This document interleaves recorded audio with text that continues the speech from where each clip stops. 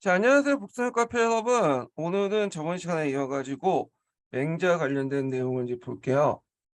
맹자와 관련된 내용은 이제 예전에 한번 그 맹자의 영향을 받은 이런 사람들에 관련돼서 시험 문제가 나온 적이 있어요. 그 성성설과 관련돼 갖고 그래서 이제 여기 이제 있는데 한번 관련된 내용을 보죠. 자, 맹자는 예전에도 말했지만 이제 공자의 직제자는 아니죠. 예. 공자가 이제 죽은 후에 그 공자의 제자가 그 증자예요. 그리고 증자의 제자가 자사죠. 자사의 제자가 맹자예요. 이 공자는 사상 중에 이제 증자는 호를 강조했어요. 호. 호를 이제 이어받았죠. 그래서 이 호를 이제 바탕으로 해서 증자는 강조했기 때문에 이 사람이 쓴 유명한 경전이 호경이죠, 호경. 예. 그리고 나서 자사, 맹자 이렇게 거쳤는데 그 맹자 입장일 때는 이제 공자가 스승님의 스승님의 스승님이야. 상당히 계보가 좀 멀죠. 자, 공자의 사상은 이제 크게 이제 뭐 성서설, 그다음 왕도 정치 이런 것들이 이제 있는데 자, 요게 이제 설명이 너무 짧기 때문에 일단 제가 이제 그 제 교재를 가지고 좀 얘기를 해 볼게요. 자, 거기 보면 인제 뒤에 보면 보충자료 몇 페이지 펴 보시면요. 79 페이지 펴 보세요. 79 페이지. 자, 맹자 같은 경우에는 공자의 인사상을 받아서 요런 것들을 인제 좀 강조를 했는데 이 사람은 이제 선사선을 이제 강조했죠. 선사선은 어 그 타고난 성이라는 것은 착하다. 인간이 태어날 때부터 타고난 성이 있는데 이게 선하다. 이런 거죠. 그래서 인제 그때 타고난 성이 뭐냐? 이걸 사단이라고 하고요. 사단은 여러분도 한 번씩 들어보셨을 거예요. 여기 인제 축은지심, 수호지심, 사양지심, 시비지심. 그리고 이 사단에서 이제 사덕이 나오죠. 그래서 이제 측은지심에서 인이 나오고 수호지심에서 의가 나오고 그다음에 사형짐에서 예가 나오고 십이짐에서 지가 나오죠. 그래서 인이 예지 이렇게 하잖아요. 예. 여기 사단과 사덕은 후에 이제 어디에도 영향을 미치냐면 성리학 사상에도 영향을 미쳐요. 그래서 성리학의 인성론 은 이 맹자에서 나왔다고 보시면 돼요. 맹자의 성선설에서 나왔다. 그래서 인제 이 사단을 통해서 인간은 양지양능하다. 양지양능이가 뭐냐 하면 양지라는 것은 그 뭐냐 배우지 않고도 생각하지 않고도 원래 타고난 성향을 얘기하죠. 예. 그리고 이걸 행할 수 있는 능력 이것을 이제 양능이라고 해요. 그러니까 배우지 않고도 타고난 양지에 따라서 어떤 선을 행하는 능력을 양지양능이다 이렇게 보시면 되죠. 그래서 우리가 인제 그 맹자의 대표적인 이 양지양능성을 보여줄 때 이 예가 있죠. 맹자가 그냥 어느 날 어떤 날 인제 아기가 저 우물가로 이렇게 걸어가는 걸 봤어요. 예 기어가는 걸 봤어. 그러면 그 애가 기어가다가 이제 우물가에 이게 빠질 수가 있거든. 이게 우물가가 있으면. 그러면 우리는 '아 얘가 기어가니까 우물가에 빠지든 말든 간에 어 내버려 둬야지.' 이렇게 생각해요? 아니죠. 우리는 애기를 여기 빠지지 못하도록 우리가 이제 애기를 자꾸 이렇게 끄집어내겠죠. 예. 자 그러면 이런 것들 그 애기가 불쌍해 갖고 애처로서 도와주고 싶은 마음 이것이 선천적으로 우리가 배워 가지고 생기는 건 아니죠. 예. 우리가 이제 이런 상황에서 애기를 구해야 된다. 뭐 학교에서 배우는 건 아니잖아요. 유치원이 안 나와도 이거는 인간이면 다 할 수 있는 거야. 그건 뭐 때문에 그래요? 우리가 선천적으로 양지를 타고났기 때문에 그 양지의 부름에 따라서 행동을 하는 거야. 그러니까 인간은 선천적으로 착하다. 이렇게 이제 볼 수가 있는 거죠. 이 맹자의 생각이에요. 자, 이런 양지양능설 같은 경우에는 또 어디에도 영향을 주냐면 양명학에도 줘요. 그래 갖고 이 맹자의 사상은 후에 성리학에도 영향을 주고 그다음에 또 양명학에도 영향을 준다. 예 이렇게 보시면 될 것 같아요. 그래서 인제 맹자는 이 사회적 혼란 그 당시 춘추 전국시대 초기였죠. 맹자가 살았던 시기는요. 그래서 이거는 인의예질의 상실 때문에 그렇다. 그래서 인제 그 인과 의가 상실되는데 특히 의를 강조했어. 예. 그래서 집위를 강조하죠. 집위라는 것은 자신의 의견을 크게 가지고 소신 있게 행동하는 것. 이걸 통해서 이 사회적 혼란을 뭐냐면 막을 수 있다. 그래서 이 직위를 잘하는 그런 것을 호연직이라고 하고요. 이 호연직위를 잘 하는 사람을 대장부라고 하죠. 그래서 있는데 그러면 이 호연직위가 뭐냐? 자, 욕심과 두려움을 유혹해도 굴하지 않고 습관화된 당당함, 용기가 크고 그다음에 굳세고 고른 도덕적 기계. 그러니까 쉽게 말하면 정의감이다 이렇게 보시면 되겠죠. 예. 자, 정의 구현을 잘하는 사람을 대장부다 이렇게 보시면 될 것 같아요. 예. 유튜브에는 요즘에 이제 학교 대장부들이 많아가지고 문제가 되긴 하는데 하여튼 이렇게 이제 주장을 했고요. 그다음에 맹자의 정치 사상을 볼게요. 맹자의 정치 사상은 이게 상당히 중요하죠. 네. 왜 중요하냐면 유교하면 우리가 이제 뭐 맨날 순종적이고 체제적 어떤 수용적인 그런 측면만 보잖아요. 근데 유교 중에 맹자의 사상 그런 측면이 없어요. 맹자의 사상은 일종의 이제 역성용론을 주장해서 그 뭐냐면 정용론에 어긋난 사람은 뒤엎어도 된다. 이렇게 이제 주장을 하죠. 그 정용론이 뭐냐? 이거 처음에 공자가 주장했던 거죠. 그래서 이제 제 앞에서 여기 보면 이 공자사상 중에 이게 있죠. 군군신신 부부자자. 예. 그래서 군자는 군주다워야 되고 신하는 시다워야 되고 아버지는 아버지 돼야 되고 자식은 자식, 그러니까 백성은 백성다워야 된다. 뭐 이런 논리잖아. 그리고 군신은 군주가 군주다운 것은 덕지 예의와 도덕에 입각해서 정치를 해야 된다. 요걸 이제 그 공자사상이잖아요. 요걸 좀 더 주석을 갖다 붙였다 보시면 돼요. 예. 격성용론은 자 공자가 이제 만약 군주가 군주다워야 되는데 군주가 군주답지 못하면 어떻게 돼요? 그런 게 문제가 생기겠죠. 군주가 군주답지 못하고 자신의 권력을 믿고 뭐냐면 패도 정치한다, 심에 의한 통치한다. 그런 거는 어떻게 보면 더 이상 군주가 아니죠. 네.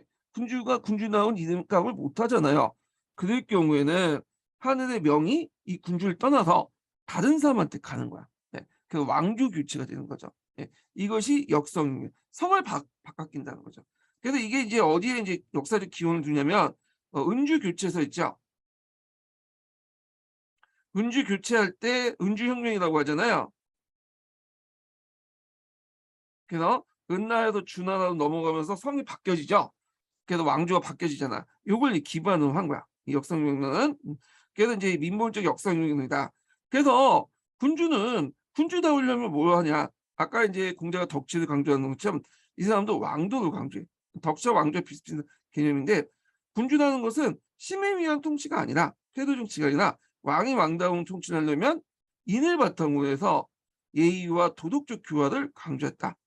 백성들을 뭐냐면 어역벽이고 뭐냐면 예의도 다스리고 도덕적 교화를 해야 된다. 이게 왕도 정치죠. 그래서 이 왕도 정치는 그 당시 이제 그 공자의 덕치와 그 다음에 그 주나라가 건국할 때 이런 덕치 사상 있죠. 요걸 기반으로 했다. 네, 이렇게 보시면 될 것 같아요. 이 맹자의 정치 사상은 상당히 위험해요. 봉건 왕조 입장부터. 왜냐하면 이 맹자의 정치 사상을 그대로 인정할 경우에는 역성론을 인정하자. 왕조의 어떤 교체도 뭐냐면 정당화시킬 수 있는 이론이죠. 그러다 보니까 유교를 받아들인 후대 학자들도 또는 왕조 국가에서도 요 맹자의 어떤 정치 사상, 역성론은 뭐냐면 안 받아들였어요. 대부분. 그러니까 약간 4차원적이나 뭐 꼴기가 있는 그런 애들만 좀 받아들였죠. 근데 우리나라에서 이제 맹자를 좋아했던 사람이 있었죠. 누구예요? 정도전이죠.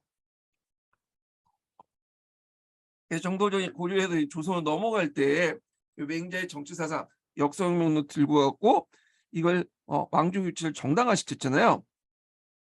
그래서 이건 이제 상당히 이제 의미가 있다 이렇게 보시면 될 것 같아요. 자, 그 다음에 맹자가 이제 인간의 선천적으로서, 그러니까 이건 양지, 양능 이렇게 이제 했는데 양지라는 것은 원래 타고난 거죠. 생각하지도 않는 것도 아는 거. 그리고 양능이라는 것은 생각하지도 않은 것이니까 요 연결시켜서 보시면 돼요. 배우지 않고 가능한 거. 그러니까 양지에 따라서 배우지 않고도 가능한 거를 양지양등이다 이렇게 하죠. 그리고 사단이라는 개념 있죠. 이게 후대에 이제 영향을 줘요. 그래서 사단이라는 것은 성리학에 큰 영향을 주고요. 그래서 우리가 이제 그 조선시대 때 사단 칠정 논쟁이 있죠. 다 이제 뭐냐면 맹자의 사상을 성리학에서 어떻게 해석할 것인가 그거 가지고 논쟁을 했던 거야. 그 다음에 이제 양지는 우리가 이제 알고 있듯이 양명학에도 영향을 줘. 예. 그 양명학 통해 양지를 되게 강조하잖아요. 그 양지를 원래 양지를 잘 싫어하는 사람들 이런 것들 군자라고 보죠. 예. 자, 그래서 용 사상들은 뭐냐면 성리학과 양명학에도 영향을 준다. 맹자 사상은. 그래서 이런 측면에서 이제 보시면 될 것 같아요. 자, 그러면 이제 성선설을 볼게요. 이게 예전에 기출문제 나왔던 건데 이게 이제 후에 이제 어떻게 인성론에 영향을 미쳤는가 가지고 예전에 기출문제 나왔어요. 이게 객관식 10년도 기출문제 나왔던 건데 시험 문제 나올 것 같지 않은데 일단은 좀 정리를 좀 해볼게요. 이거는 뭐 개론서에 있는 내용도 아니고 좀 약간 심화서에서 좀 낸 것 같아요. 자, 공자는 뭘 강조했죠? 인을 강조했죠. 인. 인이라는 것은 사람에 대한 어떤 애틋한 마음, 따뜻한 마음, 사랑. 그러니까 우리가 생각하는 그런 육체적 사랑이 아니라 그런 어떤 정신적 사랑이나 어떤 인간으로서 가지고 있는 인간적인 인류애 이런 것들 인을 강조해요. 자, 그래서 있는데 그래서 인간의 인은 이제 성이라고 이제 원래 타고난 성품이라고 봤고 요거에 대해서 이제 그거에 대해서 순자는 좀 다르게 해석하죠. 인간의 성품은 원래부터 타고난 게 아니다. 인을 갖고 있는 게 아니라 도덕적인 어떤 훈련을 통해서 법, 도덕적인 훈련과 예를 통해서 인을 달성할 수 있다. 이렇게 이제 주장을 해요. 뒤에 이제 순자에 대해서 이제 얘기하겠지만, 근데 이에 반해서 맹자는 도덕적인 훈련이나 뭐 교육이 아니라 이거는 원래 타고날 때부터 뭐냐면 착한 거다. 그래서 인간은 악과 선이 동시에 있는 거죠. 이거 순자는 악을 강조했던 거고 맹자는 선을 강조했던 거고. 근데 이제 이거에 대해서 이제 뭐냐면 종합한 사람들이 나와요. 이 한나라 시대 때 양홍이라는 그런 학자가 있어요. 유학자인데 이 사람은 인간이라는 존재는 성과 선이 성과 선이 뭐냐면 혼재 있다. 그래서 원래 타고난 성이라는 것 자체가 선할 수도 있고 악할 수 있다. 그러니까 동시에 가지고 있다는 거야. 예. 그래서 이제 이런 것들을 계승한 것이 당나라 말기 때 한유죠. 한유는 예전에 기출문제 나왔죠. 도통론호. 이 사람은 또 인성론으로 이제 책을 세웠던 사람인데 이 사람은 삼품설을 제기해요.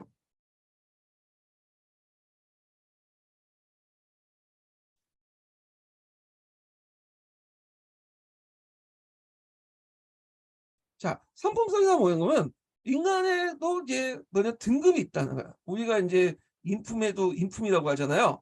그래서 이제 아주 이제 선인 군자 같은 선한 인간과 그 다음에 중간 정도 레벨이 되는 선과 악이 혼재된 인간, 그 다음에 악이란 인간이 있죠. 아주 악한 놈. 예. 근데 보통 대부분 사람들은 이제 여기죠. 진짜 선인 군자는 제가 봐도 사 갔을 때, 제가 이제 많이 좀, 50년 좀 살아봤는데, 없는 것 같아요. 진짜. 성인 군자가 있으면, 솔직히 말해서 오래 살지 못하죠, 우리 사회에서는. 그렇다고 해도 너무 악한 존재도 별로 없고 다 인간마다 이제 안에는 선과 악이 같이 있잖아요. 자, 하여튼 이제 이게 상품이고 이게 중품이고 이게 하품으로 나눠요. 예.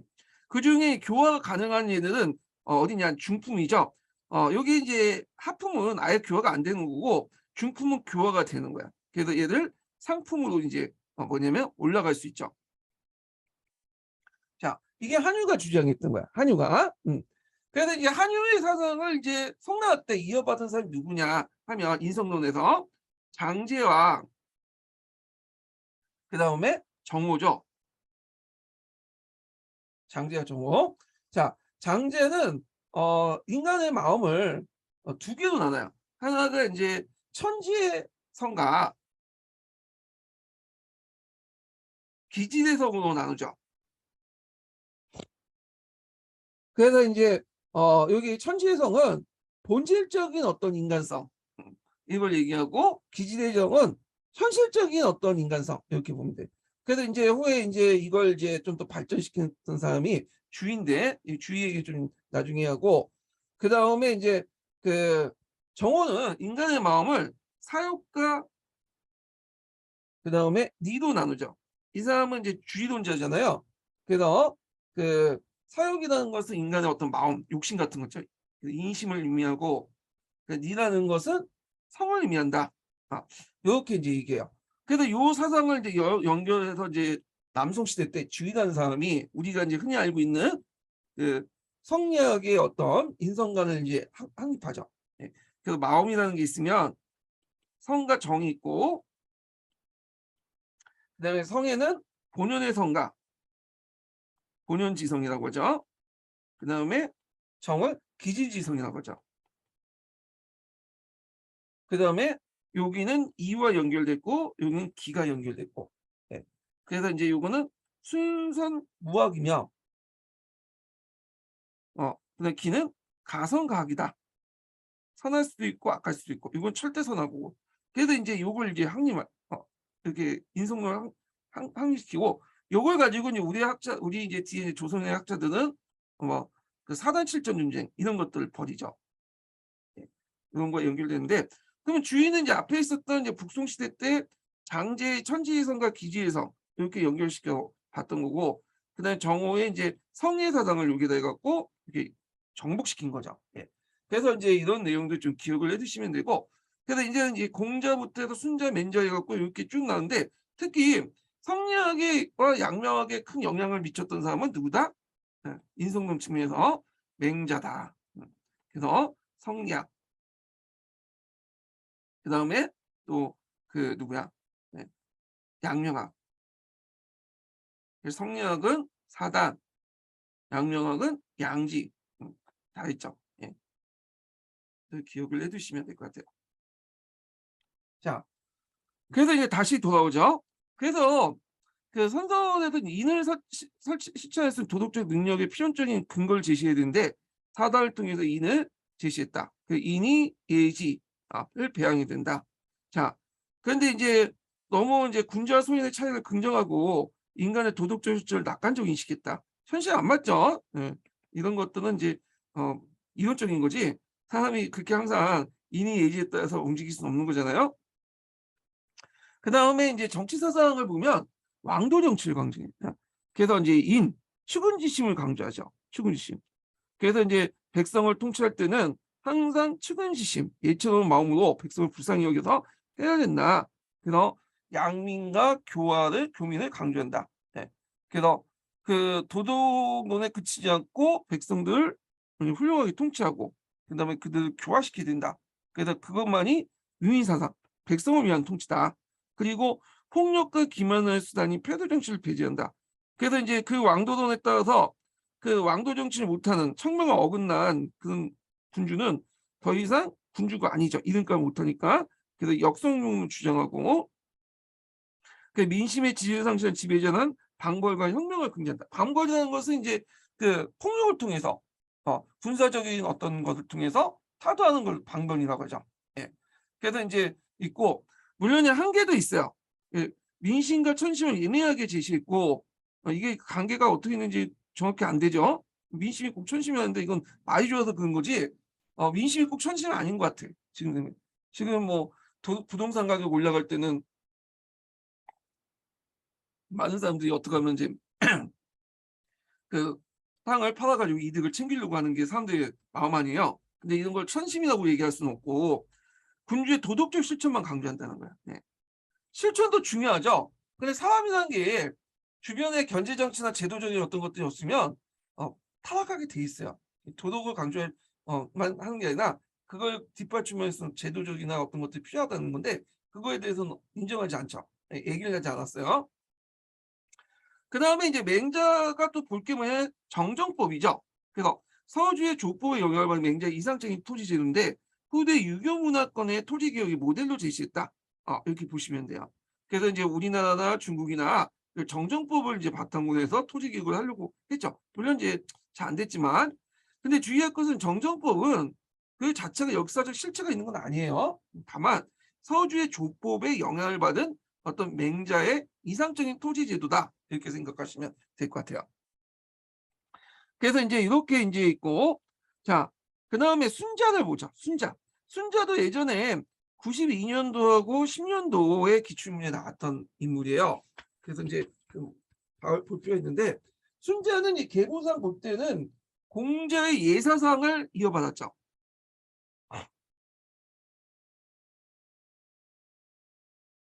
그리고 중간에 자아가 있고요. 그다음에 순자가 있어. 물론 이제 자하고 이제 뒤져보니까 이제 공자 중간에 여러 스승이 있는데, 일단 뭐 그 저는 알지 못하고 중간에 자아로서 직접 받았고, 이 순자는 또 누구하고 이제 친했냐면, 이 순자가 이제 이렇게 있고, 순자의 제자들이 누구냐면 우리가 이제 알고 있는 뭐 한비자라든지 이런 등등 사람들이야. 예. 그래서 순자를 뭐냐면 뭐랄까요? 예. 육아의 뭐냐면 사람으로 보기도 하지만, 또는 법가의 효시도 봐요. 네, 법가의 요게 이제 기출문제 나왔죠. 법가의 효시. 왜냐하면 예라는 것을 강제성으로 부여하면 법이 되는 거잖아요. 예. 근데 이제 순자가 법가는 보진 않죠. 예. 육아를 보긴 하잖아요. 육아죠. 그렇지만 법가의 호시를 이루는 사람이다. 예. 그 제자들이 이제 또 유명한 법가 출신들 많고, 예. 그래갖고 이제 있는데, 자, 하여튼 이 순자에 대해서 이제 좀 볼게요. 순자는 자아의 예사상을 계승했고요. 선악설을 주장하죠. 그래서 이제 선천적인 도덕성을 인정하지 않고 후천적인 개조와 가능성만 있다. 그래서 인간의 마음이라는 건 원래부터 타고나게 악한 존재이기 때문에 그 교육을 통해서 우리가 인을 실천할 수 있는 거다. 내버려둬서 안 된다는 거죠. 충의론을 주장해서 공자 맹자의 제일주의는 이제 호재 제일주의를 비판하면서, 호재는 소행이라고 낮춰보고 이익을 위해 이익을 쫓아서 군주를 섬기는 것이 충의가 큰 행동이다, 이렇게 보면 돼요. 예. 그래서 가족 윤리에서 좀 벗어나서 군주를 섬기는 게 충의가 더 강조하다. 근데 여기에서 이제 순자가 살았던 시기가 어디냐면 전국 말기예요. 전국 말기 같은 경우에는 이미 충이라는 개념이 좀 의미가 바뀌죠. 충이란 것은 공자 시대 때는 뭐야? 마음의 중심을 잡아라. 이거 정성스러운 마음이죠. 여러분도 이제 공부할 때도 마음의 중심을 잡고 열심히 공부를 해야지만 합격하잖아요. 이런 의미야, 충이라는 개념이. 근데 이때부터는 이제 뭐냐면 어떤 의미로 바뀌냐? 전국시대 들어가면서 군주를 뭐냐면 충실하게, 우리가 충성스럽게 섬겨라, 그런 의미로 바뀐 거야. 이 전국시대 말기 때 상이라고 보시면 돼요. 그러니까 우리가 이제 생각하는 충의 의미는 전국시대 말기 때 이 순자가 생각하는 충의 의미와 일맥상통하죠. 예. 자, 그래서 이 선악설과 이 충의론은 나중에 법가사상 이론적 근거가 됐고요. 그 다음에 이제 군주권에 이제 군주를 이제 강조하다 보니까 절대적 권위와 상하의 기천 질서를 인정한다. 네. 자, 이 점에서 법과 이론을 영향을 준다. 그래서 이제 공자가 살았던 시대는 춘추 말기 때문에 그 군주를 자기가 선택할 수 있었어요. 그래서 마음에 안 맞으면 공자도 그 마음에 안 맞으면 다른 사람한테 가고 그러거든요. 어. 그 일사부분이라는 그런 한 신하가 한 군주만 섬겨야 된다는 그런 이제 뭐냐면 그런 개념은 없었다라는 거죠. 근데 순자 때 들어와서는 가부장적 군주관이 강화되면서, 그리고 그런 것도 임역적 관계가 강화되면서 군주에게 내가 그만큼 물질적 수순을 많이 받았고 혜택을 받았기 때문에 충성을 절대적으로 해야 되고 다른 군주를 뭐냐면 섬겨서는 안 된다라는 그런 그 생각이 들어가게 되죠. 예. 요건 시대적 배경이 좀 달랐죠. 자, 그다음에 육아에 속한 이유. 그러면 순자가 이렇게 성악성이나 충의론을 내세워 가지고 이런 것들 이제 강조를 했는데, 그럼에도 불구하고 순자가 유교에 속하는 이유가 뭐냐? 순자는 법치보다는 인치를 강조했어요. 아까 이제 인치라는 것은 그 공자가 주장한 거죠. 사람의 어떤 애틋한 마음. 근데 이제 이 사람은 아까 이제 사람의 애틋한 마음이라는 것은 원래 타고난 것이 아니라 교육을 통해서 생기는 것이다. 네. 그렇기 때문에 이게 좀 다른 거지. 맹자가 다른 거지 이 사람도 기본적으로 순자였다. 아니 그러니까 유가였다. 이렇게 보시면 되고 도덕성을 전제한 권위를 인정했다는 거. 그래서 이제 예라는 것도 이제 어떤 강제성이 있는 게 아니잖아요.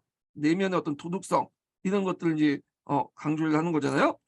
그다음에 천도와 인도를 철저히 구분한다는 거. 예. 그래서 이제 하늘의 어떤 명과 그다음에 인간이 가질 수 있는 도를 구분해서 인간의 도는 이런 것들을 따라야 된다. 어떤 그 유교적 어떤 인을 따라야 된다. 뭐 이렇게 주장을 했던 건데 자 그래서 인제 요런 것들 기억을 해 두시고요. 그리고 인제 여기에서 말하는 예라는 게 뭐냐 그걸 좀 봐야 될 텐데 순자사상은 여기 있는데 좀 기억을 해 두시고 예라는 것은 교정된 구분이 아니라 구별이나 시대에 따라 보편의 강제 규범이에요. 예. 그래서 인제 여기에서 뭐냐면 좀 다르죠. 예. 그래서 여기에서 자발적으로 하는 거에서 맹자에서 강제적으로 하는 근데 강제적으로 하는데 우리가 생각하는 국가 권력이 개입해 갖고 뭐 그 지키지 않으면 왜냐면 처벌하는 게 아니라 어떤 사회 문화적인 어떤 분위기에 따라서 강제로 하는 것을 그런 걸 얘기하죠. 그래서 예를 들어 갖고 내가 남잔데 음 치마를 입고 싶어서 치마를 입었어요. 예 치마 입었어요. 예. 왜냐면 치마가 시원하더라고요. 예전에 한번 축제 때 한번 장난 삼아 인제 입고 올라갔는데 너무 시원해. 그래서 '나는 치마를 입어야겠다.' 해 갖고 치마를 입고 다녀 그냥. 그러면 사람들이 다 쳐다보겠죠. 어. 자 그런데 이제 남자가 치마를 입어야 된다는 것은 법에 있어요? 없죠. 이건 뭐 본인 자유죠. 근데 치마를 제가 입을 수 있을까 없어요? 못 입죠. 왜냐면 입었다가는 사람들이 뭐냐면 이상하게 보고 제가 만약에 치마 입고 학교에 갔다 봐. 어떻게 돼요? 다 어떻게 보겠어요? 또다리로 보겠죠. 그 학교에서 나와야 되겠죠. 이건 뭐냐면 법 이전에 사회적 규범이라는 게 있는 거야. 이 사회적 규범이라는 것이 강제로 하기 때문에 강제성이 있기 때문에 우린 지켜야 된다. 오히려 법보다 훨씬 더 무서울 게 있어요. 그리고 법이라는 것보다 더 무서운 게 사회적 규범 같은 것도 있거든요. 그 어길 경우에는 잡혀가진 않지만 사람으로부터 왕따 당하고 사회적 관계가 단절되고 직장에서 쫓겨나는 경우가 있잖아. 예. 이런 것들이 있다. 그래서 예라는 건 상당히 무섭다. 법이라는 건 딱 규정돼 있지만 예라는 거 이는 보편적 강제 규범이라는 거는 어떻게 돼요? 어 해석에 따라 넓은 범위로 규제를 할 수 있는 거죠, 사항을. 그렇게 해석을 해 보시면 돼요. 자, 그래서 인제 이 예가 좀 더 이제 명문화되고 좀 더 규제시키는 국가 권력이 개입한 것이 법이라는 거죠. 그래서 이런 것들을 했다. 그래서 그 앞에서 얘기한 공자의 예와 그다음에 순자가 생각한 예는 좀 다르다. 아 공자가 생각한 것은 자발적으로 하는 거고 그다음에 이에 대해서 그 맹자가 하는 순자가 하는 것은 사회적인 어떤 규범에 의해서 강제적으로 하는 거죠. 그래서 이거를 좀 더 명문화시키고 국가 개입이 개입돼서 처벌할 수 있는 근거를 만든 게 법이죠. 그러다 보니까 이 사람은 무슨 사상이 기초를 이룬다? 아 법과 사상이 기초를 이뤘다. 이렇게 보시면 될 것 같아요. 요거 예전에 기출문제 나왔던 거고 요거 관련돼 갖고 또 인제 예에 관련돼서 자세한 설명이 인제 있는데 요건 각자 읽어 보세요. 뭐 여기까지 설명하기는 좀 그런 것 같아. 예. 자 그래서 요런 내용들 기억을 해 두시고 자 그다음에 이게 왜 나오나 이거 지워야 되는데. 묵가를 보자. 묵가.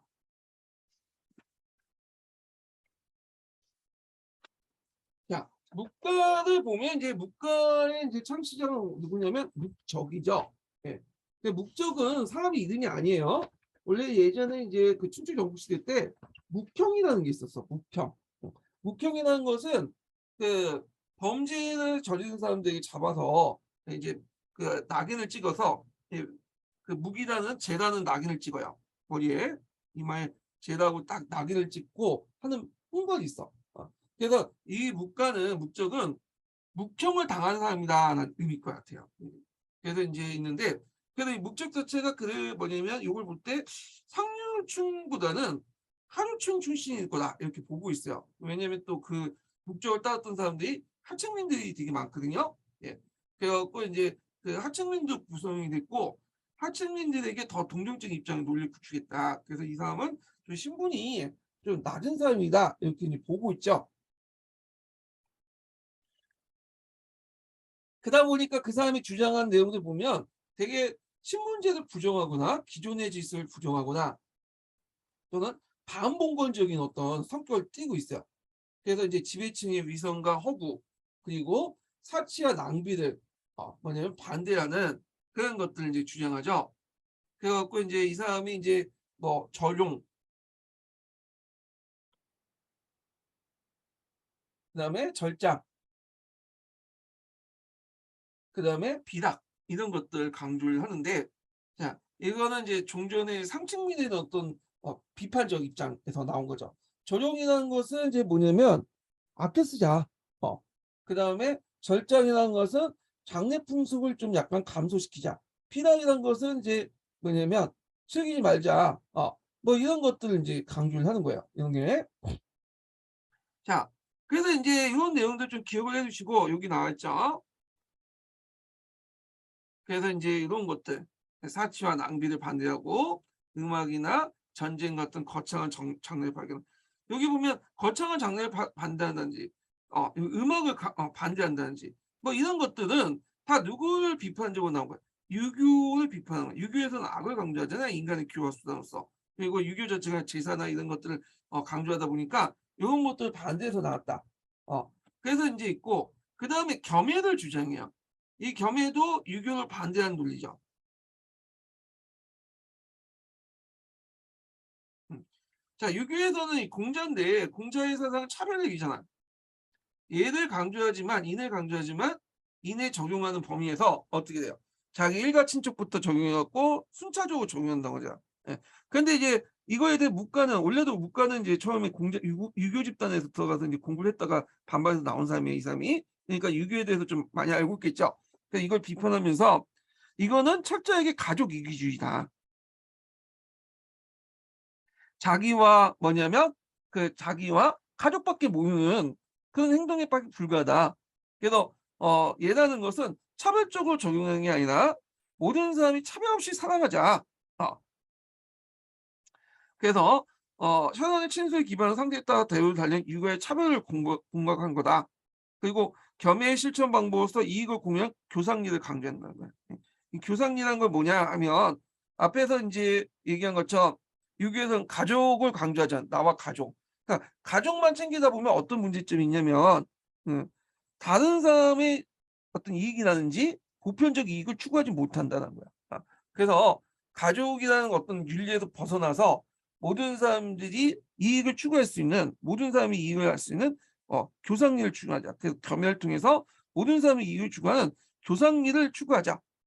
그래서 오늘 공공의 이익을 추구하자. 뭐 이렇게 주장을 했던 거예요. 자, 그래서 이제 육아의 욕심이 반려라고 해 의식주의 회피한 이익의 개념을 긍정적 이해를 했다. 그래서 모든 사람의 이익, 개인의 이익이 아니라 모든 사람의 이익. 그리고 육아야말로 자신의 이익을 추구하지 말라고 해놓고는 실제로 보면 이런 그 차별을 강조함으로써 가족의 이기주의를 내세웠잖아요. 그런 것들. 그리고 신분적 차별성과 타파성을 타파했다. 그래서 공동의 이익을 추구하면서 계층 간의 어떤 이익을 좀 더 초월하는 그런 것들을 추구했죠. 그래서 사회주의 분배와 인맥센터한 사회주의 국가인 중국에 주목받기도 한다. 뭐 이런 게 있어요. 그런 것들. 그다음 상향론을 볼게요. 상향론이라는 건 뭐냐면 능력이 있는 사람을 뭐냐면 각지에 맞는 능력에 있는 사람을 세우자. 그러니까 일체 세습적인 어떤 신분제를 부인하는 거야. 그래서 이제 군주도 현명한 사람이 있으면 성장하고 그리고 군주라는 사람이 놀고 먹고 통치하는 사람이 아니라 백성들을 위해서 희생과 봉사하는 사람이다. 그리고 만약에 현명하지 못한 사람이라면 그 사람이 아무리 그래서 장남이고 적장자여도 군주가 될 수 없다. 뭐 이렇게 주장을 해요. 예. 그래서 이건 상향이라는 논리를 갖고 신분적 세속론을 부정했고 개인의 능력에 따라 사회적 진을 두이자. 이런 것들은 앞에서 얘기했죠. 묵가 집단 자체가 하층민 출신하고 연결시켜서 보시면 되겠죠.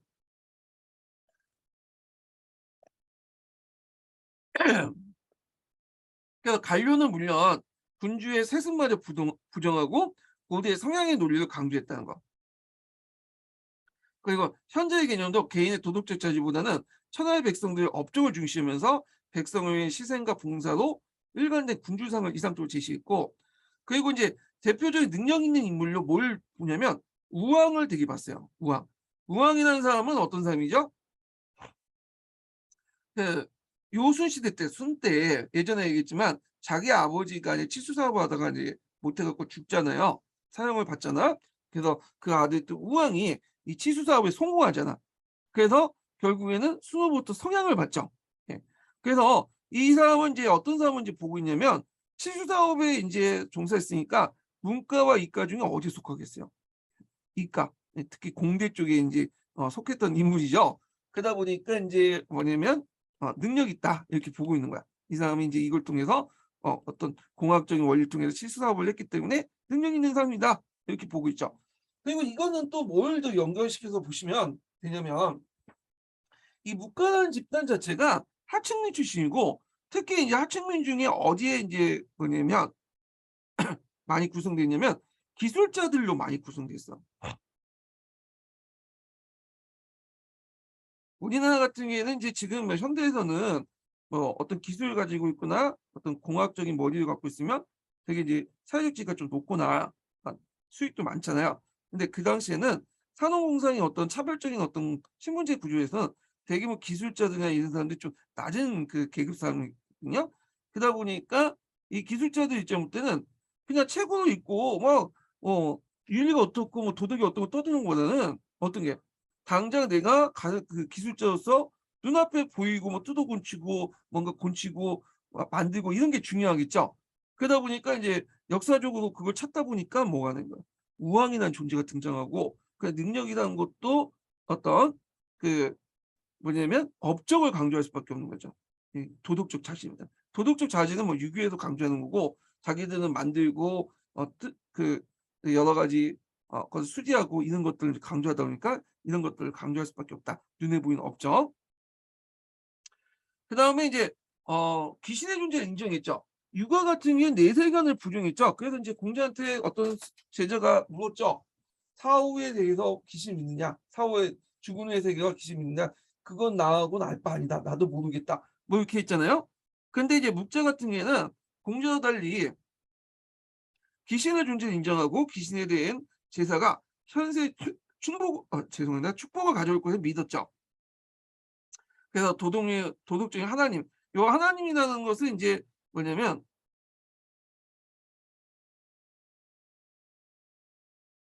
그 누구냐 상제예요, 상제. 그 예전 고대 시대 때 인제 그 중국인이 믿었던 사람인데 인격신적인 존재를 가지고 있죠, 상제는. 그래서 그 성리학에서만 천리학은 좀 다른 개념이에요. 뒤에 좀 설명하겠지만. 그래 갖고 인제 도덕적 하나님, 상제가 보기에 상벌을 인간에 준다고 한다. 그래서 인간에게 그 뭐냐면 하는 행동을 봐서 상과 벌을 준다고 뭐냐면 강조했다. 근데 이것도 앞에 있는 상응론하고는 좀 앞뒤가 안 맞는 모양인데 뭐 이렇게 해요. 하여튼 중국에서는 이 논리적 분류가 안 맞는 게 되게 많아요. 그냥 넘어가시는 게 좋아. 하여튼 이런 것들 존재했다. 자, 한계는 뭐냐면 그 당시에 가족제가 군신제도 및 사유재산 자체를 용인했다. 이렇게 인제 있는데 요거는 이제 앞에서 이제 가족제도 비판하고 그다음에 군신제도를 비판하고 하지만 그 자체를 뭐냐면 완전히 뜯어 고치려고는 하진 않았어요. 예. 그래서 그냥 인정하주 했다라는 거죠. 예. 비판했지만 뭐 인정했다. 이렇게 이제 보시면 되겠죠.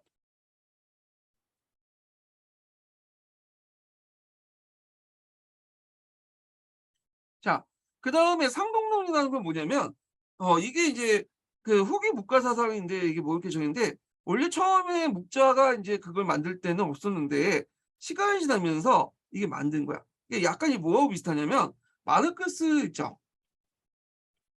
마르크스는 사람 간의 어떤 평등을 강조했잖아요. 뭐 상하관계 이런 것들보다는 평등을 강조했죠. 근데 이 마르크스 사상이 인제 나중에 레닌 때 와서 재해석되죠. 그러면서 이제 전위 조직 이론 같은 것들을 만들면서 당을 강조하고 혁명가 지도부를 강조하고 그래서 지도부의 명령은 일단 결정되면 밑에 있는 그 당원들은 무조건 충성을 해야 된다. 받아들여야 된다. 이런 식으로 권위주의로 바뀌었잖아. 예. 똑같은 거야. 예. 그래서 이 묵자구모가 이제 묵자가 그 당시 전국시대 때 상당히 유명한 인기 있는 학파 중에 하나였거든요. 그러니까 조직이 점점 커지니까 이 조직을 효율적으로 통치할 필요가 있겠죠. 통제할 필요가 있겠죠. 그래서 인제 이런 조직 논리에 따라서 상동론이 등장했는데 단계적인 권력 구조에서 일반적인 하향식 통치를 강조함으로써 윗사람에 대한 무비판적인 복종과 체제의 옹호적인 논리를 제공했다. 우리가 마르크스 이론이 레닌에 의해서 변질된 거 이렇게 보시면 될 것 같아요. 그래서 이 권위주의적인 체제로 바뀌게 됐다. 예. 예, 이것은 지도자의 일방적인 독재에 가능했던 이론이기도 했다. 아 그래서 인제 이렇게 절대적인 겸연세 이게 말이 좋아서 좋은 말이지 사람들이 인제 그 자기 이익 버리고 가족들 이익 버리고 모든 사람들의 이익을 위해서 해라. 다들 공감을 하죠. 다들 공감하는데 막상 이제 인간의 욕망과 욕심이 딱 부닥칠 때는 이게 안 통하는 거야. 현실적으로는. 그래서 빛 좋은 개살구에 불과한 거고 그러다 보니 사람들이 뭐냐면 상당히 외면받죠. 이런 것들. 그리고 금욕주의 이런 것들이 점차 식망을 이뤘고 특히 인제 상동론 같이 딱 들어가서 봤더니 이게 봤더니 권위주의고 뭐 추종자의 복종을 요구하고 얘네들이 예전에 얘기했던 그런 논리하고 완전히 상반된 조직 논리를 가지고 있잖아요, 조직 문화를. 그러다 보니까 그 묵자는 전국 시대도 상당한 그때 상당한 세력이 컸는데 나중에 전국이 끝나고 인제 진나라 한나라 때 넘어가면서 세력이 급속하게 약화돼요. 그러면서 인제는 없어지게 되죠. 예. 이런 것도 있다. 자, 묵자 사상은 되게 많은데 우리가 뭐 묵자 사상을 전공 그 전문적으로 공부하는 사람은 아니니까 이제 요 정도 좀 하고 묵자 관련된 사상은 제가 여기에다 자세히 더 보충을 해 놨어요. 예. 그래서 그 묵자 사상 이렇게 보고 묵자 중에 인제 어디에 영향을 줘요? 묵자 사상이 또 논리학에도 영향을 미쳐요. 명가에도 영향인데 되게 명가 후에 이제 논리학을 전공하는 그 명가들이 되게 그 학문적 기운이 어디와 연결돼 있냐면 그 문과와 연결돼 있어요. 문과.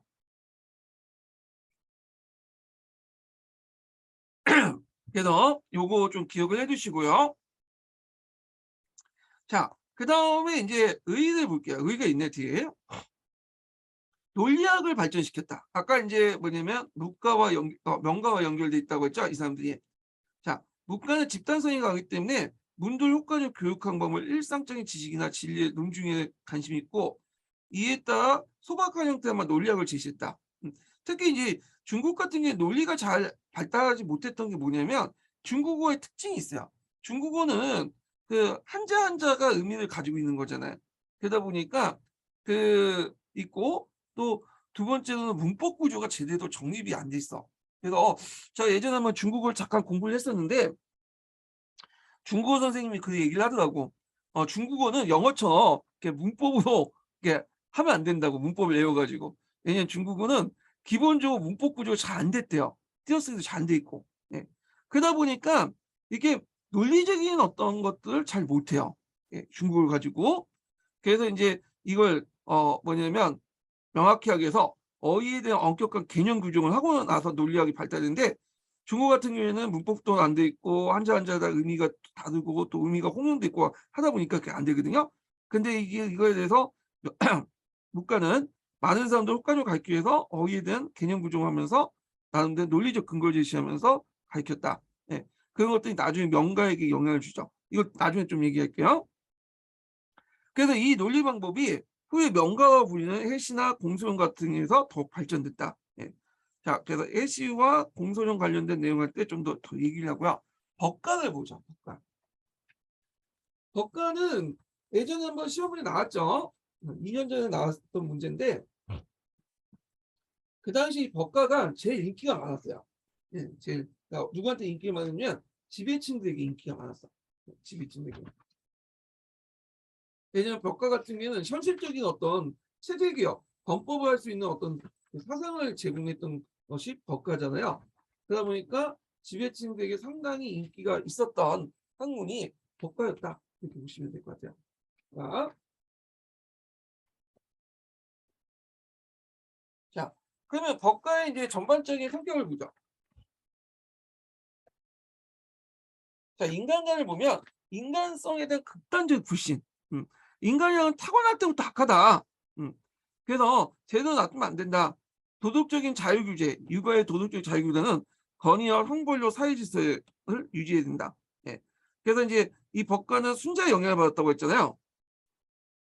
그렇지만 이제 교육을 때 후천적 계량을 부정하고 신상 필법이나 객관적 법만 강조한다. 순자는 법을 강조하는 건 아니죠. 얘를 통해서 하는데 얘는 교육을 통해서 할 수 있다. 근데 얘는 얘가 아니라 이제 법을 통해서 해야 된다. 교육 같은 거 필요 없다. 이렇게 이제 있죠.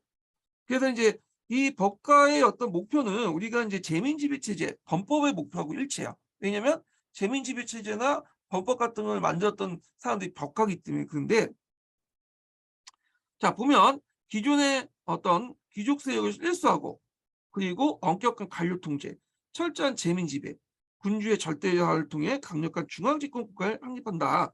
특히 이제 어느 나라에서 비판 많이 발달했냐면 우리가 얘기한 중원 지역 있죠. 예. 그래서 제 나라 중원이 어디예요? 항하 중하류 지역을 얘기하죠. 여기에서 발달했어. 그래서 여기가 문명이 좀 발달되다 보니까 제자백과상들도 이제 많이 발달될 수밖에 없고 법과뿐만 아니라 여기에 기초해 갖고 많이 또 여러 사상들이 발달됐어요.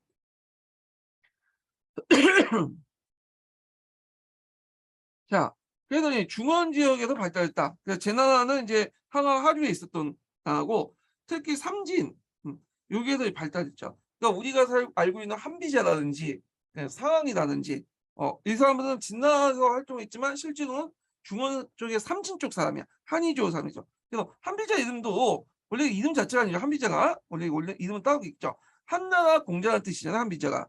예. 그런 것도 이제 볼 수 있는데 여기서 상당히 발달됐다. 그래서 이제 제나라 같은 경우에는 경제적 발전을 위해 부국 정책을 목표로 한 간중에 간자가 있어요. 간중이라는 사람은 제나라 항공을 위해서 보필했던 사람이죠. 그 사람이 썼던 간자가 있다고 하는데 간자는 근데 이게 책이 지금 있긴 있는데 이 사람이 간중이 쓴 거라고 보지는 않고 있거든요. 후에 이제 법과에 비해서 같았겠다. 이렇게 보고 있어요. 이렇게. 그래서 삼진은 중앙집권적 왕권의 강화와 강광 정책을 초점을 맞췄고 삼진에서 많은 인물들이 또 이제 나왔고 각국의 범법을 주도를 했죠. 자, 법과도 이제 크게 세 개파로 나눴어. 이거 예전에 시험 문제 나왔죠. 세치주의, 술치주의, 그 다음에 법치주의. 이런 것들이 이제 세 개파가 있는데 먼저 이제 볼 게 뭐냐면 이게 원래 세치, 술치가 아니라 법치부터 나와야 되는데 법치주의부터 볼게요. 일단 자, 법제주의는 위나라 이해와 그다음에 진나라 상한, 그다음에 이제 한비자도 여기 법치에 속해요.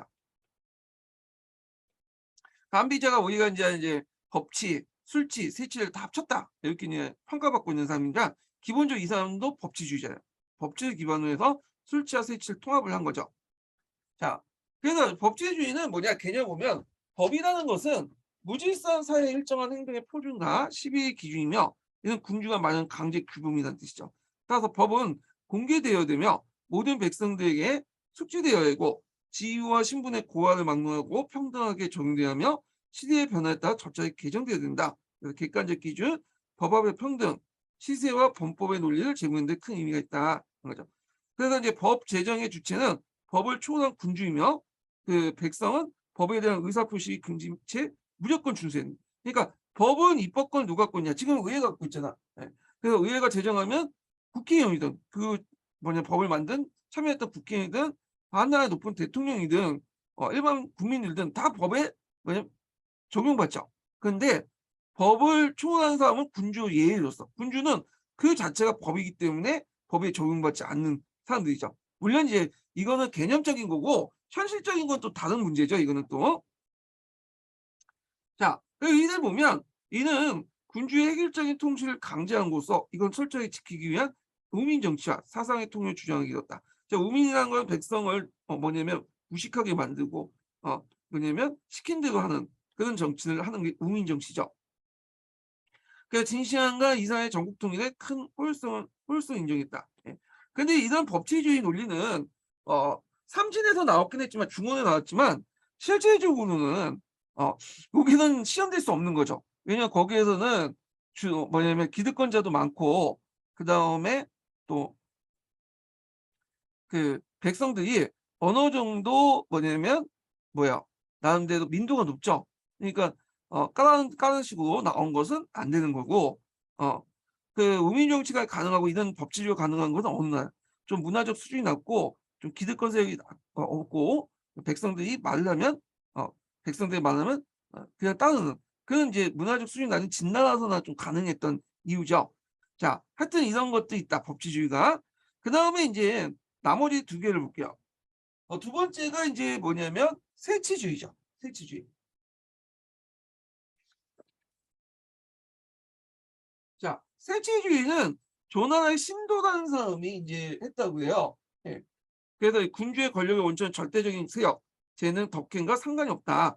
그래서 군주의 권력 원칙은 군주가 가지고 있는 재능이라든지 덕행이 없어. 도덕적 관계가 아니고 군주의 어떤 강력한 권위에서 나온다. 이렇게 이제 주장을 해요. 예, 권위와 권력에서 나온다는 거죠. 그래서 군주와 신하의 관계는 도덕적 관계가 아니라 권력과 지위에 따른 역학관계다. 군주가 반드시 현자일 필요도 없고 어떤 명분도 군주의 권위를 부정할 수 없다는 논리다. 이런 거죠. 자, 아까 이제 뭐하고 비슷하냐면 마키아벨리하고 좀 비슷해. 마키아벨리가 이제 중요하잖아. 군주에서 제일 중요한 거는 도덕적 어떤 자질이 중요한 게 아니다라는 거죠. 이런 걸 좀 완전하게 이제 뭐냐면 동일하지 않지만 약간 마키아벨리하고 좀 비슷한 논리를 주장하고 있어요. 그래서 정치와 도덕을 분리시킨 거. 개인적으로 착한 사람이 꼭 정치를 잘하는 게 없죠. 네. 요즘에 이제 최근에 많이 보잖아요. 그래서 도덕적 성인군자, 깨끗한 사람이 이 사람은 개인적으로 도덕적으로 깨끗한 사람이죠. 근데 이 사람들이 100% 정치를 잘한다. 이건 또 별개의 문제인 거야. 그래서 요거는 이제 이런 관계를 분리했다는 점에서 상당히 의미가 있고 한계는 뭐냐면 세치주의는 권력의 정당성, 합리적 근거를 논의로 하고 군주의 지위 자체를 절대적 권위를 부여해서 그 지위를 보호하기 위해서 관련 통제수인 술치와 백성을 통해 법치를 등장했다. 예.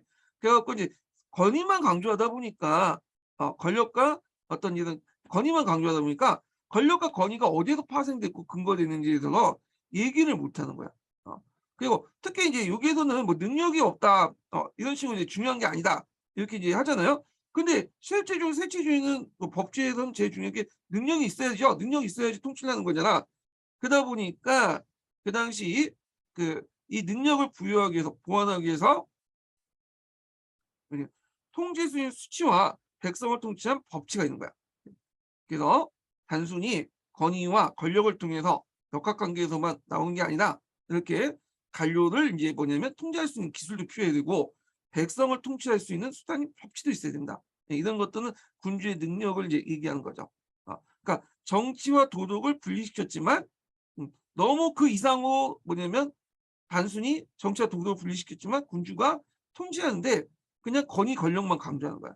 권위에 근거라든지 권위를 행사할 때 능력 이런 것들을 수단을 뭐냐면 간과했다는 거죠. 근데 그 수단을 여기에서 권위 군주가 능력을 발휘하는 수단을 여기에서 제시를 했고요. 술치와 이제 법치에서 이제 제시했다는 거.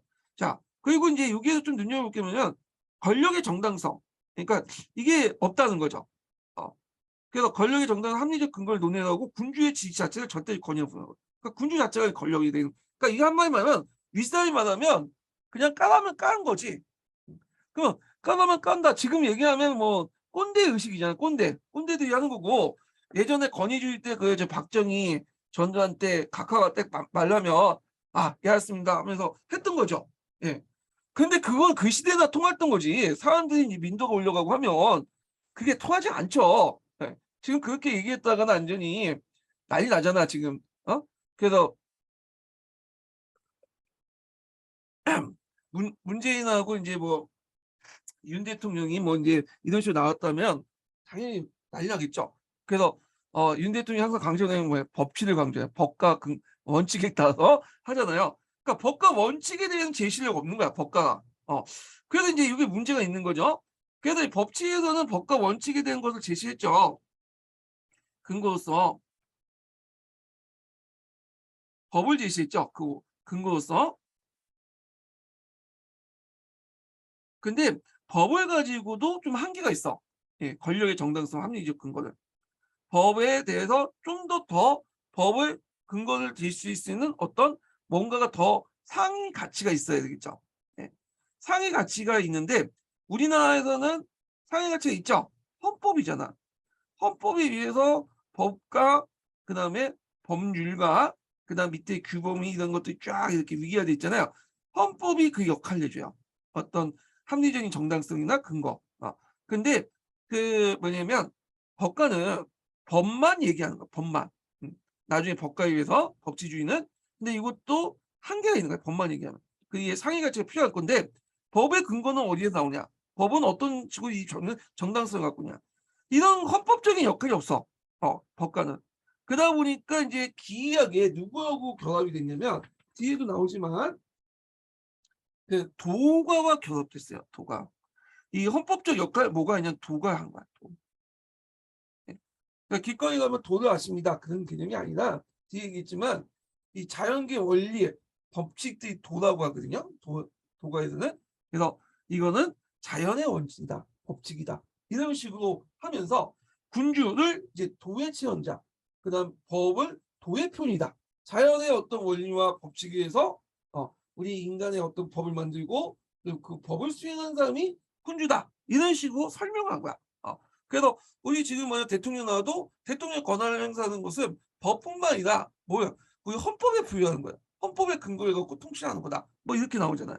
자, 그래서 법치에서도 근거를 제시했지만 나름대로 어떤 정당성 합리적 근거가 좀 부족하기 때문에 그 나중에 법과에서는 이 도가의 도를 또 가지고 와서 설명하기 시작했고 이런 것들이 이제 뭐와 연결되냐면 뒤에 나오지만 항로술과 연결됐다는 거. 예. 그래갖고 술치주의와 법치주의 모두 군주의 권력과 법의 합리적 근원을 제시하지 못한다. 한계가 있다는 거죠. 그래서 이들 보완하기 위해서 도가의 도의 개념을 착용해 항로술에 대해서 법과와 도가의 결합이 이루어진다. 그래서 항로술이라는 것은 일종의 법의 근원을 제시했다. 예. 법의 근원을 어디에서? 도에서 찾았다. 자연의 이치에서 갖고 이걸 표현하는 것이 법이고 그걸 실현하는 것이 군주다. 이런 식으로 얘기를 했다. 예. 그래서 이제 이 항로술이 황제와 노자의 가르침에 따른 통치술인데 이런 것들이 이제 법과 사상과 연결됐다는 거죠. 항로술은 전국 말기 때부터 한나라 건국 초기까지 약 60년 동안 유행을 했어요. 그래서 한나라 때 이후에 나중에 얘기했지만 한나라 초기 때 7년 동안에 이제 내전을 겪었잖아요. 한초전이라고 하죠. 그래서 7년 동안 겪었어. 그 7년 동안 이제 내전을 겪다 보니까 막 나라가 혼란해. 예. 그래 갖고 인제 백성들이 이제 피폐하고 그러니까 이제는 그 국가에서 어떤 정책을 했냐면 이제 한나라 정부가 등장하자 외정도 안 하고 군군이나 이런 것도 인제 안 짓고 국가가 뭐 어떤 정책도 간섭 안 하고 정책도 펴지 않고 그런 것들 그냥 내버려 두는 거야 그냥. 그래서 이걸 무슨 정치라고 하냐면 후식 정책이라고 하죠. 이 후식 정책을 뒷받침할 수 있는 것이 뭐냐면 그 한나 초기 때 항로수이죠. 무의지치. 그래서 백성을 위해서 아무것도 안 하는 그 정치를 했다. 그래서 이제 이걸 깬 사람이 누구냐면 무제죠. 무제. 무제는 이런 걸 하니까 여러 가지 사회적 문제도 일어나고 홍로도 공격해왔는데 대응도 못하고 그러니까 이제 뭐냐면 이 사람은 유가와 법가를 내세워서 다시 국가가 임의적으로 개입하는 정책들을 이제 펼쳤다. 이렇게 보시면 될 것 같아요. 예. 자, 이 항로수는 이제 초창기 때 이제 하나 초창기 때 이제 대표적인 거고 법과와 결합되고 법과의 어떤 근원을 제시했다. 도덕적인 어떤 법과의 어떤 근원이나 합리적 근거나 이런 것들을 제시했다. 이렇게 기억을 해주시면 될 것 같아요. 자, 그다음 술치주의 보자. 술치주의는 한나라의 신부례와 관련된 사람이 대표적인 거죠.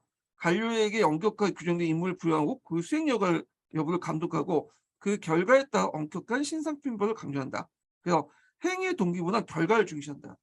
내가 어떤 의도나 이런 것들이 동기가 중요한 게 아니라 그 의도와 동기가 상관없이 결과가 좋으면 좋은 거예요. 결과가 나쁘면 나쁜 거고.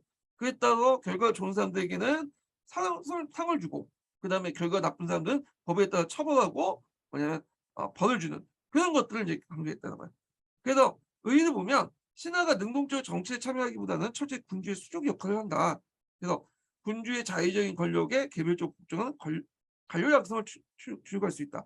뭐 이것을 의의라고 볼 수도 있지만 또 한계라고 볼 수가 있긴 하죠. 왜냐면 시킨 대로 하는 거니까. 예. 창의적인 어떤 것들은 하지 못하죠. 자, 중국 관료제의 기본 원리가 됐고 관료제 발달에 큰 공헌을 했다. 예. 자, 그래서 이제 있고 그다음에 이제 이게 술치, 세치, 법치를 종합한 사람이 누구냐? 예전에 한번 시험을 냈던 사람이 한비자죠. 그래서 배워두세요. 한비자. 한비자는 앞에서 언급한 것처럼 순자의 영향을 받은 순자의 제자예요. 네. 순자의 제자였고 그때 순자의 제자하고 이제 중에 한비자 외에도 그 진나라 재상 이사가 있었죠. 동문이야 한비자하고. 근데 한비자가 좀 더 약간 능력이 있었나 봐. 그래서 진나라 진시황도 이 한비자 업비에서 한나라를 공격해 갖고 얻어왔다고 하잖아요. 근데 이제 나중에 이사의 모함을 받고 한비자가 옥에서 죽게 돼요. 예. 그래서 좀 잘난 사람들은 이렇게 오래 못 살아. 항상 그 뛰어나면 좋아하는 사람도 있지만 그 옆에 항상 이제 뭐냐면 시비에 걸고 질투하는 사람도 있어. 싫어하는 사람도 있어. 같이. 예. 자, 하여튼 이게 이사와 한비자 관계인데 자, 이 한비자가 법가사성을 총합했고요. 그리고 이 책을 남겼죠. 한비자라는 책을 남겼어요. 네. 이 사람이 이름이기도 하고 저서기도 한 한비자라는 책을 남겼다. 그래서 이런 것들이 나중에 진나라 제국의 통치 이념에 영향을 줬다는 거죠.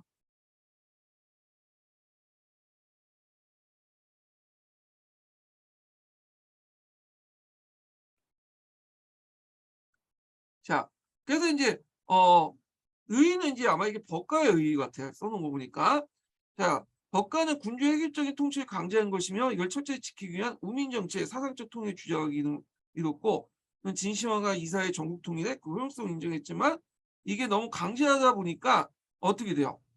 법가를 너무 강요하다 보니까 네. 법가가 전국을 통일할 수 있는 배경이 됐지만 또 진시황이 멸망할 수 있는 진나라 제국이 멸망하는 금방 망했잖아요. 그 배경이 되기도 하죠. 너무 법만 강조하면 안 되겠다 이렇게 생각을 할 수밖에 없는 거고 유교 뒤에 한계들이 그래서 무죄 같은 경우에는 겉으로는 유교적 통치하면서도 그리고 법 적용에서 엄격한 법가를 했죠. 네. 유교와 법가를 그냥 플러스 시켰잖아. 그래서 하여튼 그렇게 이제 뒤에 나중에 얘기하고요. 자 그리고 이제 법가 끝나기 전에 법가에서 예전에 시험 문제 나왔던 게 뭐냐면 통치 제도예요. 통치 제도. 육아하고 비교해 볼 수 있는데 육아는 준하가 상당히 중요시 여기잖아요. 네. 준하 왜 중요시 여겨? 준하 때 이제 누구죠? 주공이라는 사람이 등장해서 이상적인 정치를 했기 때문에 준하를 상당히 강조를 하잖아요. 주공이 만들어 놓은 제도가 뭐예요? 봉건제죠. 그래서 보통 육아는 봉건제를 상당히 강조해.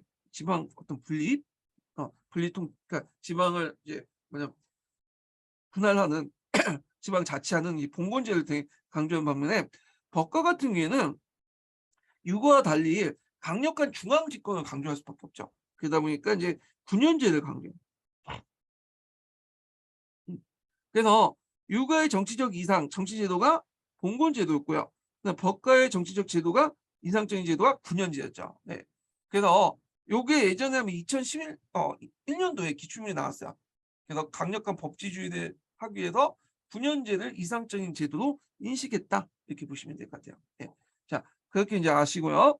그 다음에 첫 번째 인증문 알려드릴게요. 첫 번째 인증문은 71번입니다. 네, 첫 번째 인증문 71번입니다.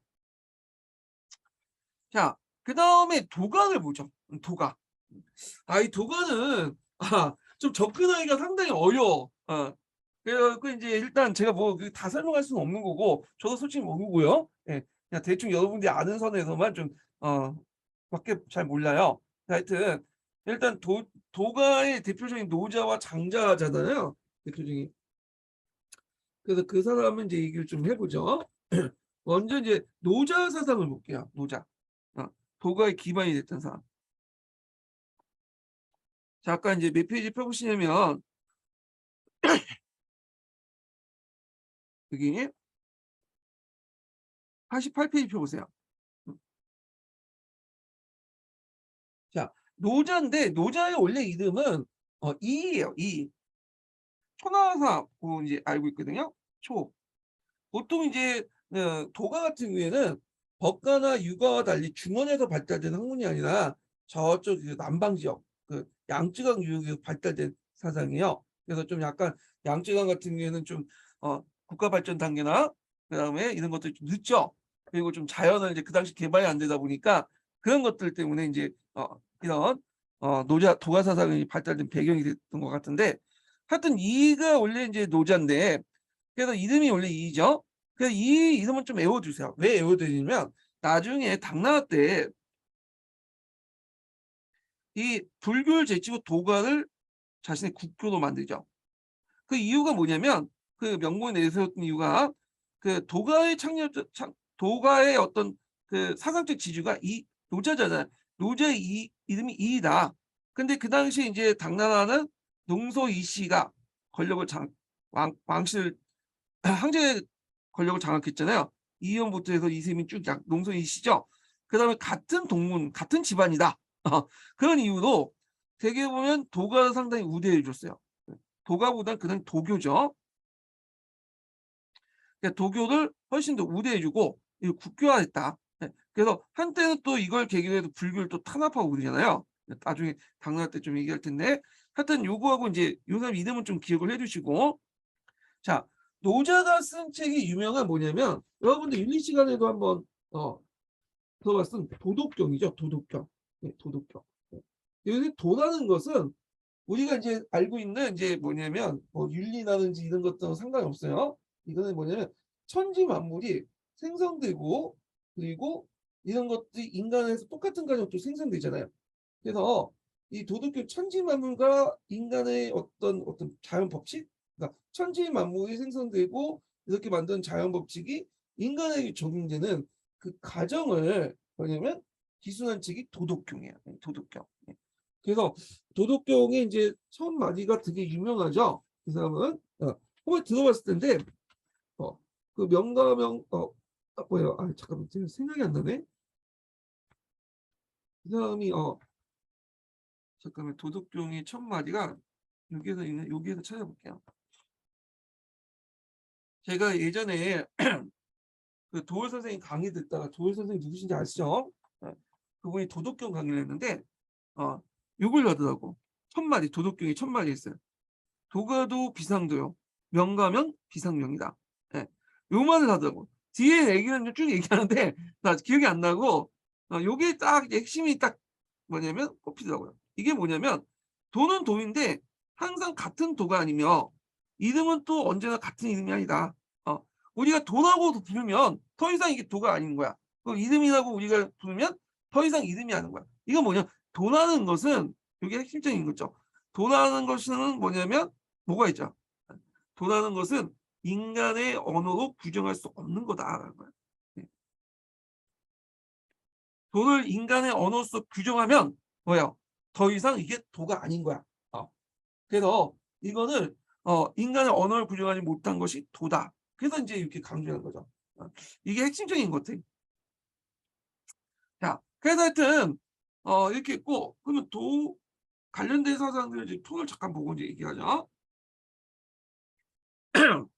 자, 도가는 이제 사회적 혼란의 원인은 뭐냐면 언어를 통한 감각적 편견. 우리가 이제 언어를 가지고 있잖아. 그 언어를 통해서 얘기하면서 어떤 상대방을 평가하거나 제도를 만들거나 어떤 걸 생각하게 되죠. 예. 그래서 언어는 의사소통의 어떤 도구로서 상당히 중요하지만 또 언어를 통해서 편견을 가지고 있어요. 언어를 통해 편견이 유포될 수 있죠.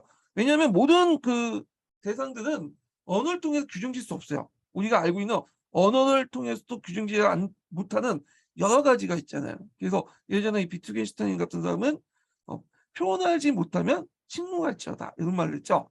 언어라는 것은 그 자체가 뭐냐면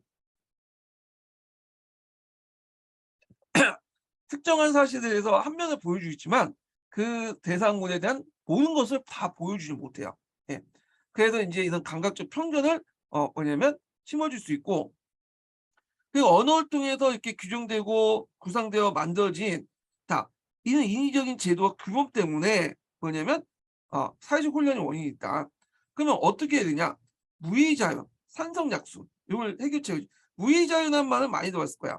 자, 여기에서 자연이란 말을 우리가 생각하는 어떤 상과 강이 있고 그런 네이처라는 의미의 자연은 아니야. 인공과 대비되는 자연문이 아니에요, 이거는요. 우리가 그런 생각을 가지고 있는 건 나중에 19세기 때 일본식 조의 영향을 받은 거고, 이건 자연이라는 개념은 여기서 말하는 것은 무의자유는 뭐냐면, 무의자유는 이제 그 얘기 뭐냐면 어 무의라는 것은 뭐냐? 무의라는 것을 알아야겠죠. 무의라는 것은 언어로 규정되지 않는다는 거야. 예. 어 그래서 도라는 것은 언어로서 규정되지 않는다, 무의는. 이걸 이제 도법자연이라고 하거든요. 도라는 것은 법을 자연, 아까 이제 수자자였죠. 도법자연 이렇게 하는데, 자연이라는 의미부터 할게. 자연 아까 치면 인공의 어떤 대비되는 의미에서 자연은 많이 아니라 했죠. 여기는 요 자연은 두 글자가 한 의미를 뜻하는 게 아니라 한 글자 자체가 있는 거야. 스스로 자자 그달 연자야. 그러니까 스스로 그달 뿐이다. 그래서 이 말은 도라는 것은 스스로 그달 법을 본받는다. 법이라는 건 본받는다는 의미거든요. 그래서 도라는 것은 스스로 그달 법을 본받는 것이야. 이 말은 뭐냐? 우리가 도를 통해서 언어를 규정하는 게 아니라서 도가 생기는 게 아니라, 아까 도가도 비상도라고 했잖아요. 도라는 것은 언어를 통해 규정이 아니라 그냥 우리가 그냥 도라는 것은 우리의 언어의 규정에 상관없이 스스로 그렇게 하기 때문에 그냥 운영하는 거야. 우리가 어떻게 규정 짓든 간에. 예. 그래서 그 무의절이라는 것은 뭐냐면, 그 스스로 도라는 것은 우리가 스스로 규정하기 규정하는 게 아니라 그냥 뭐냐면 스스로 그렇게 움직이는 거야. 우리가 언어를 통해 규정할 수 없는 거다. 이게 무의자유냐. 그래서 우리가 뭐 자연 속에 그냥 뛰는가 이런 의미의 무의자유로 이해하지만, 무의자유는 그런 의미가 아니에요. 언어를 통해서 도난 것을 규정할 수 없다. 이게 무의자의 의미야. 예. 그래서 인위적인 걸 바탕으로 해서 반대하고 자연적인 걸 강조했다. 그럼 돈은 어떻게 움직이냐? 산선약수다. 그래서 뭐 물같이 움직인다는 거야. 물같이. 예, 물같이 움직이면 뭐냐? 우리 물 보면 내려올 때 이제 여기 부닥치고 뭐 와갖고 물이 이제 개울 낙수가 있으면, 폭포가 있으면 떨어지기도 하고, 그 물이 가다가 돌멩이 있으면 우회해서 가잖아. 강제로 하는 거 없죠. 예. 그래서 마치 뭐냐면 그 도의 움직이는 것은 물과 같다. 그래서 여기 뭐 겸허하고 부진하고 청정하고 가욕, 이런 것들이 없는 거죠. 예. 가욕이 없다는 거죠, 여기는. 그래서 도라는 것은 물과 같아서 뭐냐면 항상 낮은 곳으로 흐르고요. 그다음에 다투지 않고 깨끗하며 욕심이 없다. 마치 그게 어디냐에 같다 이렇게 얘기해요. 그래서 이런 것들을 다시 회복해야지 뭐냐면 그 사회적 혼란을 제거할 수 있다. 해결할 수 있다. 이렇게 하죠. 그래서 도라는 것은 언어로 규정하기 때문에 우리가 뭐라고 짓거려야 되든 뭐냐면 스스로 그러한 원리에서 어 스스로 그렇게 움직일 뿐이고, 그다음에 그거는 마치 물과 같이 움직인다. 그래서 이런 것들 이제 얘기를 한 거죠. 그래서 이런 내용도 좀 기억을 해 두시고, 그다음에 무지를 강조했죠. 요때 무지라는 것은 언어를 통해서 규정한 인위적인 지식을 유지해야 돼요. 예. 그래서 그러니까 무지라는 것은 언어적인 어떤 뭐냐면 인위적인 지식을 버리고 그걸 유지해야 된다. 언어를 통해서 지식을 쌓는다는 것은 우리가 가진 편견과 그것을 쌓을 수밖에 없는 거고 가질 수밖에 없는 거고, 그것은 다 사회적 혼란의 원인이 된다. 예. 이렇게 주장을 하는 거예요. 그다음에 이제 이 사람이 생각하는 국가관, 요거 예전에 기출문제 나왔어요. 외워두시겠죠? 소국가민이라고 하죠. 예. 국가라는 것은 동네 국가 정도 수준이 된다. 동네 국가. 그래서 이게 어느 정도 수준이면, 우리가 이제 아침에 일어나면 수탉이 울잖아요. 네, 지금 수탉 우는 데가 없죠. 근데 예전에는 시골에 울었어. 수탉이 우는데 그 들리는 범위 정도만 국가의 범위를 정해야 된다는 거예요. 예. 왜냐하면 그 국가가 점점 더 커지면 어떻게 그 온갖 제도나 국가 권력 같은 게 만들어지고 그러다 보면 이 인위적인 어떤 정치를 할 수밖에 없잖아요. 그러다 보니까 적은 정부, 작은 정부, 적은 국민을 하면서 국가의 규모가 적어야지만 정부 규모도 축소될 수밖에 없고 그리고 인위적인 정치도 안 할 수 있다. 뭐 이렇게 인제 하는 거죠. 그래서 인제 이런 서구 가민 사상을 내세웠는데 요 관련된 내용이 예전에 기출문에 나왔던 거죠. 그래서 이 사람이 생각하는 소극 가민은 문명이 부재한 원시 사회로 복귀하자는 거야. 네. 이런 것들이 도의 예전에 그 원래 원칙과 어긋나지 않는다. 뭐 이렇게 이제 강조를 했다라는 거죠. 예. 자, 뭐 이런 것도 좀 기억을 해 두시면 될 것 같아요. 그래서 소극 가민과 관련된 내용들이 예전에 시험문에 나왔으니까 기억을 해 두시고요. 예. 자, 그 한계를 보면 이게 무지한 게 좋다. 이런 걸 강조하다 보니까 우리나라와 연결될 수밖에 없죠. 예. 그래서 인제 뭐냐면 이런 것도 있고 그다음에 인제 요렇게 있고 이 두 번째로는 소극감인 이상은 너무 폐쇄적인 원수 공동체 제도 전락할 수밖에 없죠. 이건 좀 약간 현실에 맞지 않는 사상이야. 자, 그다음에 인제 사람이 장자죠. 예. 장자는 이제 여러분도 한번 윤리 시간에 한 번씩 들어봤을 거야. 뭐 재물론 그다음에 이런 것들 재물론밖에 없네. 그래서 재물설이 이제 했는데 요 부분은 좀 쉬었다가 진행을 하겠습니다. 예.